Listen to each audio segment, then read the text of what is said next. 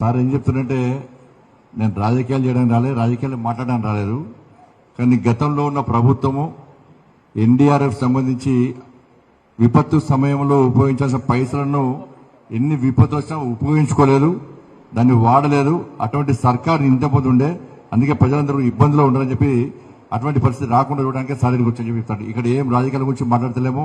ఆపదలు ఉన్నప్పుడు అందరం కలిసిమెలిసి రాజకీయాలకు అతీతంగా రైతులు ఆదుకోవడానికి మాత్రమే వచ్చామని చెప్పి చెప్తా ఉన్నారు. ఫసల్ బీమా అనేది రైతులు కష్టాల్లో ఇబ్బందులు ఉన్నప్పుడు, ఆపద సమయంలో ఉన్నప్పుడు ఫసల్ బీమా ద్వారా మీకు న్యాయం జరిగేది.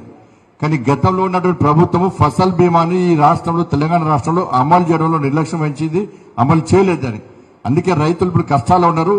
ఆదుకునే ప్రయత్నం గత ప్రభుత్వం చేయలేదు కాబట్టి అందుకే రైతులు కష్టాల్లో ఉంటున్నారు. ఆదుకునే ప్రయత్నం వాళ్ళు చేయలేదు.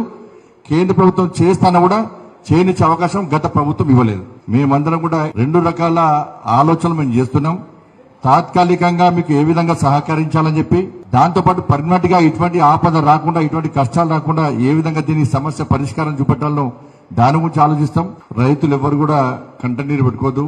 నరేంద్ర మోడీ గారు తప్పకుండా మీకు సహాయం చేయడానికే, మిమ్మల్ని ఆదుకోవడానికే, తెలంగాణ రాష్ట్ర ప్రభుత్వానికి సహకరించడానికే మమ్మల్ని పంపించడం జరిగింది. కేవలం పంట మాత్రమే వేది, దాని గురించి ఏ విధంగా తిరిగి మళ్ళీ పంట వేసుకోవాలో దానికి దారి చూపెడదాం.